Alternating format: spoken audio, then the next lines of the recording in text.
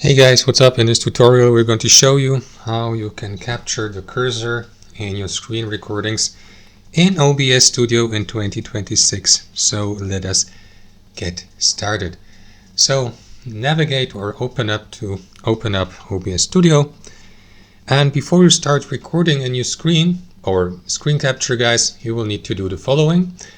So you will need to select your profile first here at the top so that you may load your screen recording settings within the given profile, and after that select your screen recording source, like your entire display.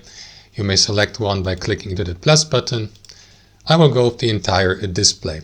So what you want to do is select the given source here, click into properties, and here under display make sure that this checkbox next to capture cursor is selected, and if I unselect it, the capture or the cursor will not be captured during the recordings, and vice versa if I enable the checkbox, and so on and so forth. So click into OK to save that, and now you're ready to record your screen, your display, with your mouse cursor recorded or captured. And that's it. Thanks for watching and have a fantastic day.